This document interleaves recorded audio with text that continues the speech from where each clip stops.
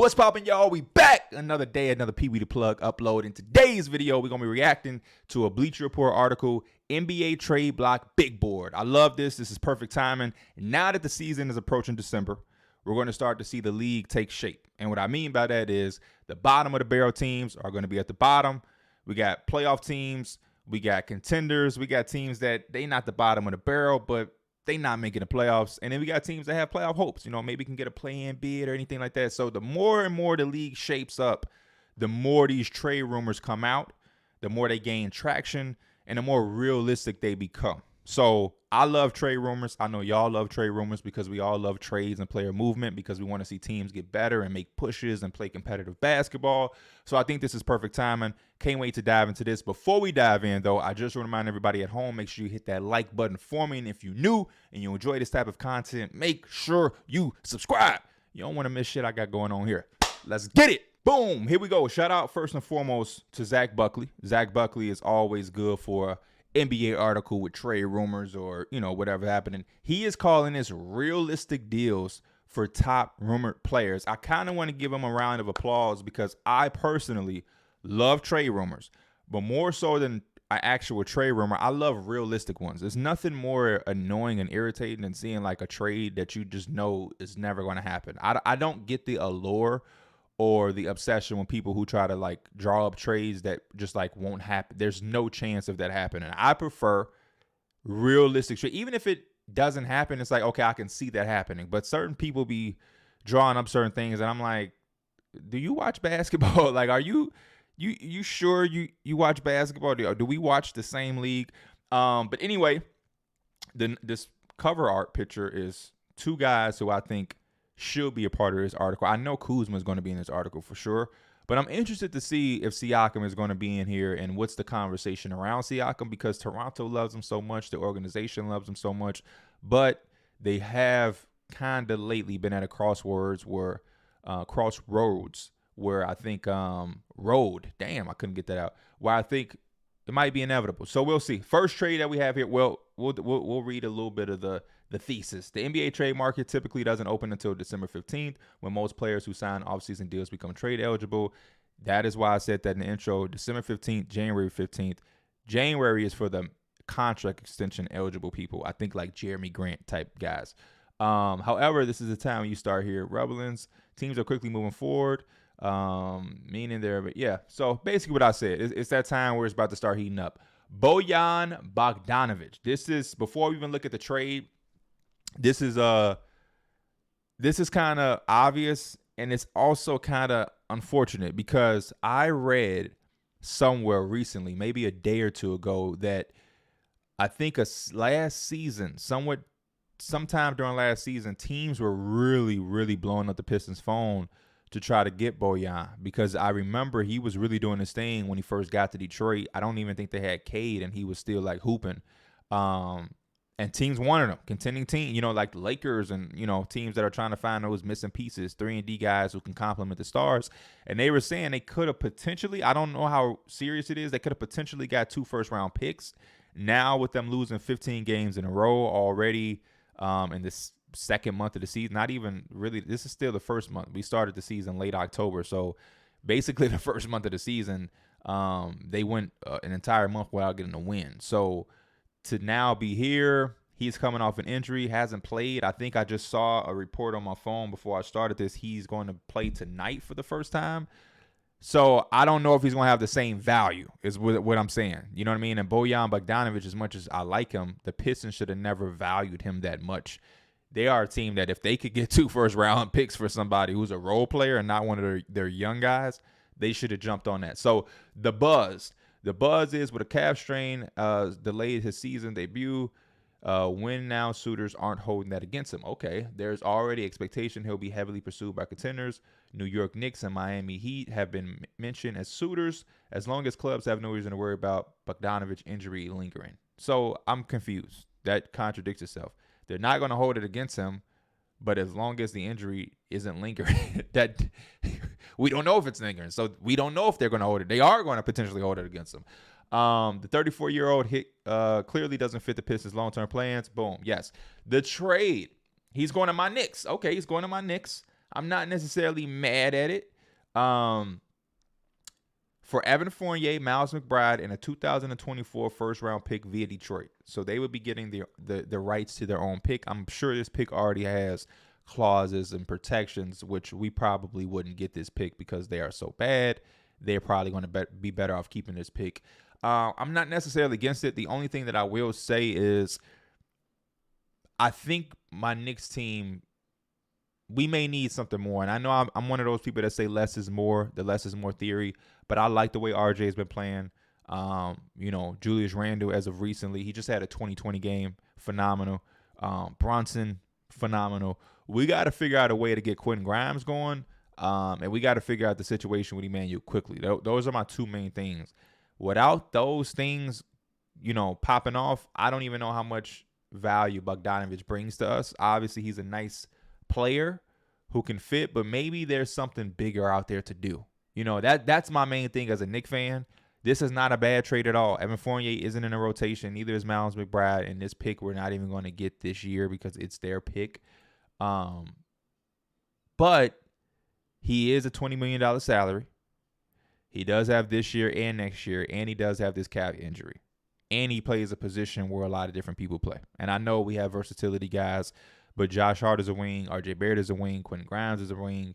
You have times where you want to play quickly and Brunson together. There's just a lot going on. You got Dante DiVincenzo in that mix as well. So we would just have like an abundance of wings and guards without that. Unless you just feel comfortable with him at the 4 or Josh Hart at the 4. I don't know. But I feel like there's a bigger move out there for us potentially to really shake it up. This move feels like we'll be a little bit better, but we could probably still have the same ceiling. I want a move that changes the trajectory of our team personally. It's nothing wrong with getting better, but Evan Fournier's contract, that money, that 17, 18 million, could be a very good matching contract for something that could be bigger on the horizon. So we'll see, but I like the idea of them getting a first-round pick for Bogdanovich, or at least the rights to their own pick. Jeremy Grant, one of my favorite players in the NBA, not the sexiest name. He's not a star or anything, but what I love about Jeremy Grant is he continued to get better throughout the course of his career. He is a blueprint for guys all around college basketball, high school right now, that's trying to find their way in the NBA or to get to the NBA. There are going to be guys who are going to be one and done, who have potential, they have length, they have raw athleticism. There's going to be something that teams are going to like about them to invest a draft pick in them, second round, maybe you signed out of onto the summer league roster. I don't know. But he is a guy that I personally would study, especially the guys that fit that mold. The guys who always leave school kind of prematurely are guys who are like him, 6'8", 6'9", long, rangy, athletic. And if they could get consistency into that jump shot, they're going to have a pathway to the NBA. If they can do this, if they can figure out that. He's a guy who added to his game, and he accepted his roles at each spot, and the roles continue to grow. He was of the Trust the Process Sixers, second-round pick out of Syracuse. Nothing special, energy, athletic guy. Jump shot questionable, but he was energy guy. That's how he got his minutes. Hustle plays, rebounding, dunks here and there, cool. He built on that and took the defense up and became a guy who could knock down a shot a little bit, but was still athletic, energy, and I'm here to defend. Versatile defender.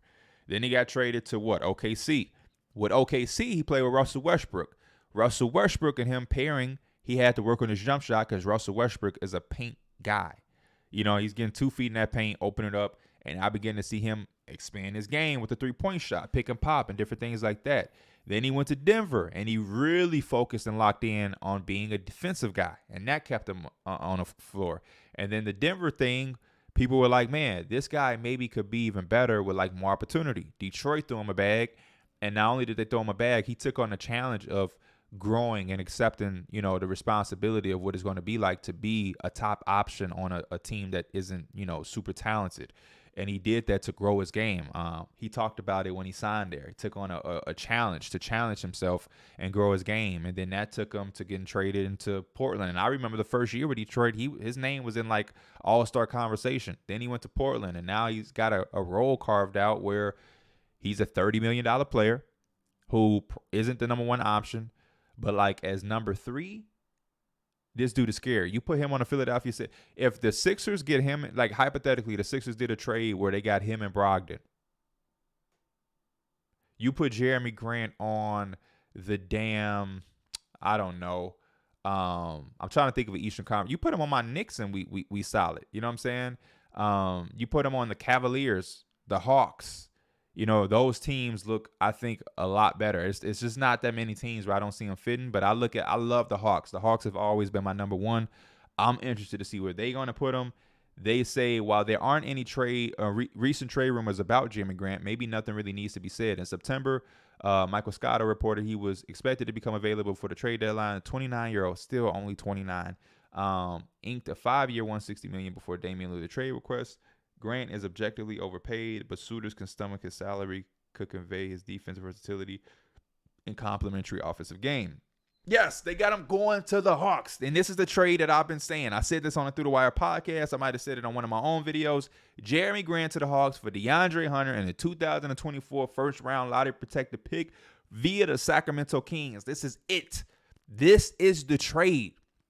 This is the trade. The only question I had to my podcast members is, does this trade affect Jalen Johnson in any way? I personally think Jeremy Grant could play the 3 or the 4. So I don't think it affects him. I also think DeAndre Hunter may be better off suited with a team like Portland. You know what I'm saying? Lower expectations. He can still figure some things out. He's shown growth over the last couple of seasons, but there's still some inconsistency to his game for a legitimate team like the Hawks who are trying to make that push. Jeremy Grant is an upgrade over DeAndre Hunter. And then for the Blazers, he fits your timeline better than Jeremy Grant because DeAndre Hunter is still a little bit younger, and you get a 2024 first-round pick, which you need all of the picks you can get. Mediocre Hawks have yet to take play when Grant becomes trade eligible January 15th. They might view him as their missing 3rd star. Boom, 3rd star. That's overselling his impact a bit, but a big wing defender who offers 3-level scoring is quite valuable in the modern game. And since the Hawks are already fully financially committed to their core, it's not like they have. Yeah, I like this. This is incredible. I've been saying this, man. I don't even know how much I can boost this up, but Jeremy Grant to the Hawks makes too much. Some trades you see, some rumors, it's like that makes too much sense, and this is one of them in my opinion. Zach LaVine, another inevitable thing. The Bulls have not been good. They've been very disappointing, even with not that high of expectations. They've been disappointing. So both Zach LaVine and going fast. This is a bunch of shit we know. The Bulls and Zach LaVine have just not been on par together. His trade value is hurt by the money left on his deal. $129 million through 2025-2026 with a $49 million player option for the following season, but his scoring and shot making could interest a small group of suitors. Trade Zach LaVine to the Miami Heat for Kyle Lowry, Caleb Martin, Nikola Jovic, and a 2029 first-round pick, top 3 protected. The one thing that I'm going to say about this trade is I just seen that the Heat didn't want to do a trade for Damian Lillard because they didn't want to give up Caleb Martin. That sounded like bullshit. I'm going to just think that was bullshit. But if they didn't want to give him up for Dame, why the hell would they give him up for Zach LaVine? My other question is, are you sure and confident that you can coexist with Zach LaVine and Tyler Herro? And who is your point guard? Is Tyler Herro becoming your point guard? Or are you just confident that you have Bam, you have Jimmy, you have Tyler? You got guys who, you know what I'm saying, it's going to be by committee. I don't know. You know, Spoelstra is an incredible coach, and coaches like him, they always love and need guys like Kyle Lowry. Not that Kyle Lowry's been Kyle Lowry with the Raptors on the Heat, but it's somebody that you can trust. It's somebody who knows how to make decisions and run teams. That's an underrated thing that doesn't show up in the stat sheet. So I'm very curious on this. And I mean, I like it for the Bulls. You get Kyle Lowry, expiring contract. You get Caleb Martin. He's going to play winning basketball. Nikola Jovic is a young guy who has shown potential. And then you get another first-round pick. Cool.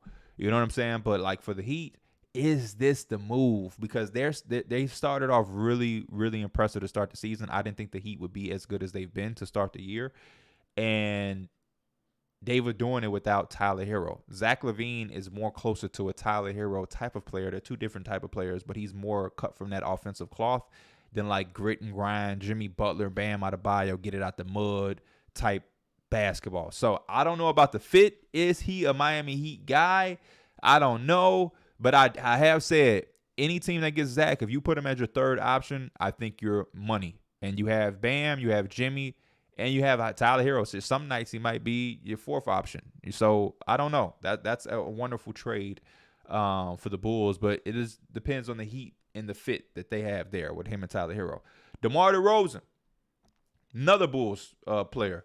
Even with the trade wine circling around at the vein, the Bulls have yet to signal to the still, that feels like the logical next step, which might be why DeMar DeRozan reportedly wants to see where the team goes before considering a contract extension. I don't understand that thinking as well, because I just don't know DeMar DeRozan's market as far as free agency.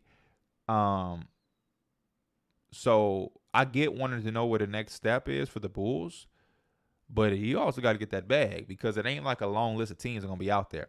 DeMar DeRozan goes to the Philadelphia 76ers for Marcus Morris, Nicholas Batum, Jaden Springer, and a 2028 first-round pick. I don't like this. If I'm the Philadelphia 76ers, I'm not doing this one. DeMar DeRozan is a very talented player. He's one of the most underrated players in history, just because when you look at his impact and where he came from and where he was selected and the growth to his game and where he is on the all-time scoring list, and just it'll catch you by surprise. But like for Philadelphia, if it ain't broke, don't fix it. And he's going to be a tough guy to implement because he's a mid-range shooter. You have Joel Embiid, the interior guy who also likes to move around. And, it's going if Ben in his spacing, was bad, DeMar DeRozan won't be as bad as spacing with Joel as Ben Simmons was, but I don't know if it's complementary. And I think if I'm the Philadelphia 76ers, every move that I make going forward, it needs to complement Joel Embiid and Tyrese Maxey. It has to. I don't want anything that goes against their game. Even, like I said, DeMar DeRozan, his spacing is nowhere near Ben Simmons. DeMar DeRozan will shoot a three. His mid-range game is elite. This year hasn't been the best. It's been one of his downest years for the mid-range, just, with the volume. But I still don't know if it complements them at the level of complementary that I want. Tobias Harris complements them. So I'm looking for players like that. Cheaper than Tobias Harris, but complementary pieces like that. So I don't know. Another Bulls player. Alex Caruso. Chicago's intentions will become most clear through his handling of Alex Caruso. He has one of the NBA's best non-rookie contracts, is in no danger of leaving his prime anytime soon. He has never played better, and his two-way flexibility will make him a fit wherever roster the Bulls have around him. If I'm the Sixers and I want anybody from the Bulls, I would want him more than in the other two. The Bulls don't need to trade this 29-year-old. They've been rebuffed all inquiries on him in the past. Yes, they do need to trade him. If his value is this good and they need to trade him. What's the point of holding on to him if y'all not going to use him? Y'all suck. With all due respect, Alex Caruso to the Golden State Warriors for Jonathan Kuminga, Corey Joseph, Guy Santos, and a 2027 first-round pick. Warriors fans might balk at the idea of moving Kuminga in a trade that doesn't deliver a star. Timeout. That's what I'm saying. What are we watching? What are we discussing? What are we looking at when we talk basketball? When we do this basketball shit? Why would Warrior fans balk at the idea of moving Kuminga in a trade that doesn't deliver a star? What organization, what team is trading a star for Jonathan Kuminga? Thank you. A star? The Warriors I just don't. I don't understand some things. I think if you're the Warriors and this could get you Alex Caruso, I think you jump on this. My thing is, does this get you Alex Caruso? Because if I'm the Bulls, I don't know Corey Joseph's contract situation. If I had any idea, probably what is a 1-year deal? Did they even sign him or did they trade for him from Detroit? I don't know the contract situation there. But Corey Joseph and Santos, they don't do anything for me. So I'm buying in all the way on Jonathan Kuminga in a 2027 first-round pick, essentially. Like, that's what I'm buying into. And I might think that there may be something else out there that's more valuable than that for Alex Caruso because of his contract being so friendly, because of how his two-way ability, and because of what he does being so valuable to playoff contending teams. There may be something out. There may be a younger player on a more friendly contract, because that's the thing. Alex Caruso contract is only $9 million per year, and he's got 2 years left, so that's $18 million. You have to kind of trade him for somebody that's on a rookie deal, because anybody else is going to be making too much money unless you're packaging like Caruso and Demar. If you're trading Zach and Caruso, then that's a different story. But I'm trying to really hit a home run if I'm the Bulls because his value right now is too high. He's arguably the most valuable piece that the Bulls have to trade over Patrick Williams, Zach LaVine, and DeMar DeRozan because he can fit anywhere, like they said in this article. He only makes $18 million in totality, $9 million per year, and he's going to do everything that you need to win games. So, you know, if I'm the Bulls, Caruso and DeMar, Lakers, what's up? You know what I'm saying? Can I get Reeves, Hachimura, Max Christie? You know what I'm saying? Like, can I'll take that more than I'm taking Kuminga and Corey Joseph personally. That's just me personally. Especially if you haven't moved Patrick Williams. Patrick and Williams and Jonathan Kuminga, they damn near like the same player on the Bulls if they was on the same team. I just don't, you know, I don't know. But I think there's more for the Bulls to get from that is all I'm hinting at. Kyle Kuzma. I don't really need to read the buzz. The Wizards suck. He just signed his extension. He is like Jeremy Grant. I don't think, he can't be moving until January 15th because of the extension. But, yeah, he doesn't fit this team. A playoff team will take him and you really use him. I haven't seen, but, there it is. I said it before. Dallas Mavericks all day, baby. Thank you. He reminds me of a guy that had a really good year in Dallas years ago, Antoine Jameson. And I think he could fit in with Luka and Kyrie because he can shoot with or without the basketball. He can score with or without the basketball, and he's shown us before in his past when he's on a team that is winning and competing, he can defend. The trade is Kyle Kuzma to the Dallas Mavericks for Rashawn Holmes, Maxi Kleber, Omax, and a 2027 first-round pick, top 3 protected, and a 2028 first-round pick swap. This is a no-brainer. If you're the Wizards, these are all guys that I think this is a young guy that you can build with. He has extreme defensive potential. And these are two guys who, you know, you just kind of making the salary fit there. I know Maxi Kleber is not on the last year of his deal, but maybe down the line you trade him and you get some pick equity that you really should be looking at. And you go there. I mean, Kyle Kuzma is not really doing anything for you. You guys are 3-15. The only team you're better than is the Detroit Pistons, who have lost 15 games in a row. And you're paying Kuzma a big portion of the money.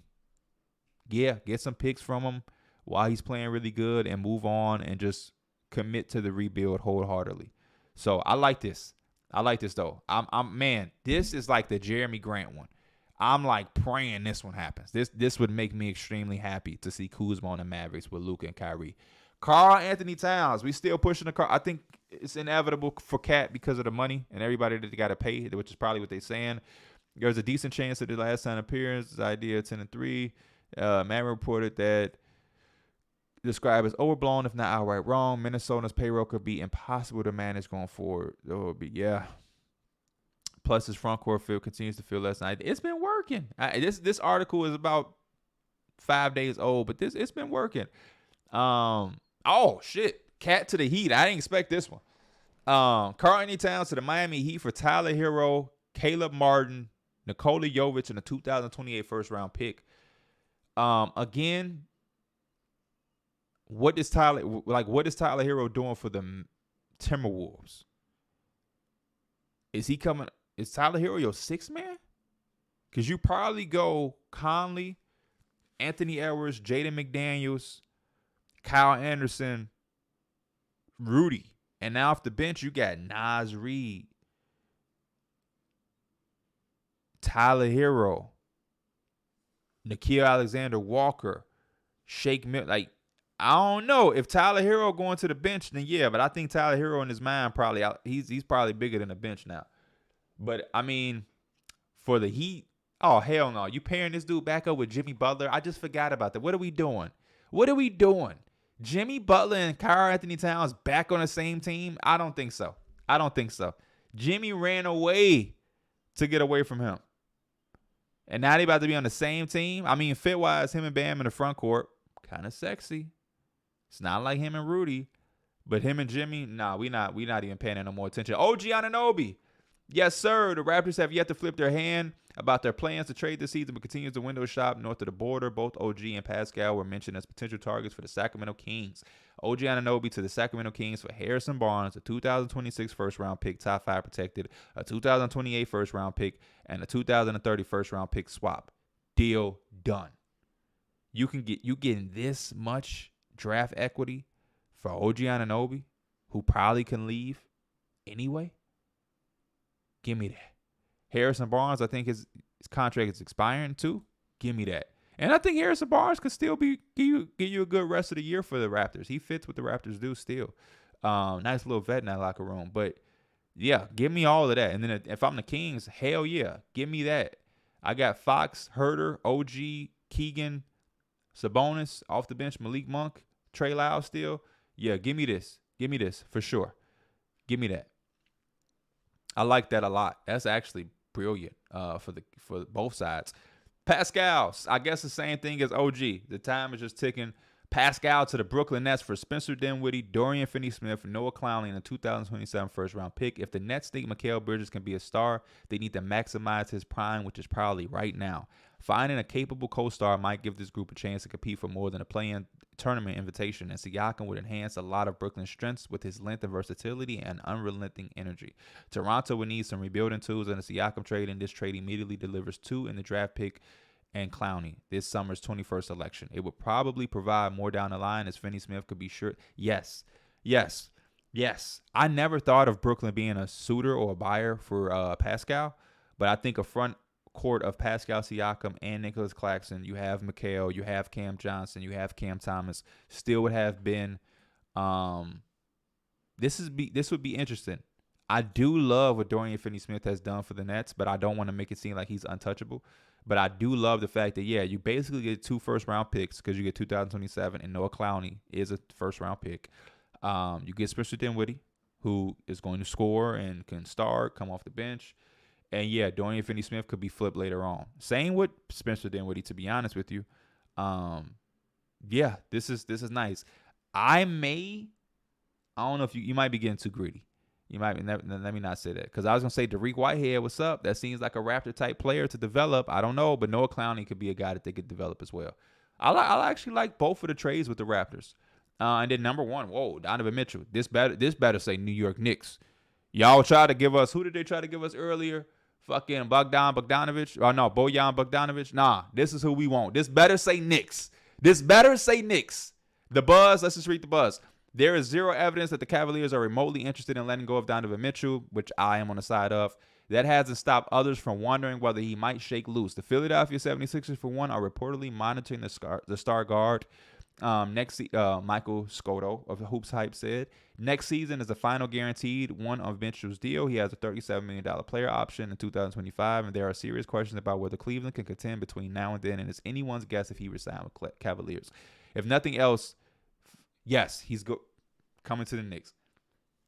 Donovan Mitchell to the New York Knicks for R.J. Barrett, Emmanuel Quickley, Miles McBride, a 2024 first-round pick tied to protected via Washington, a 2027 first-round pick, a 2029 first-round pick, and a 2028 first-round pick swap. I ain't going to lie. I know who Donovan Mitchell is, but damn, this seemed like a lot. For a guy who y'all are saying might not go back to the Cavs, this reminds me of the Carmelo Anthony situation all over again. First and foremost, we're giving up a lot of draft capital. That's number 1. We're giving up our whole array, it feels like. Secondly, we're giving up R.J. Barrett and Emmanuel Quickley, and I know we need money to match, but damn. So there's no other room to grow. That means you have to be fully invested in Brunson, Mitchell, Grimes, Randall, Mitchell, Hart, DiVincenzo, Ihart, team, because there's no other wiggle room to get better. You don't really have any draft capital to put with Evan Fournier to go make a deal for if we need this. Oh, we need more size on a wing off the bench. Like, you don't have, you know what I'm saying? Like, this is everything.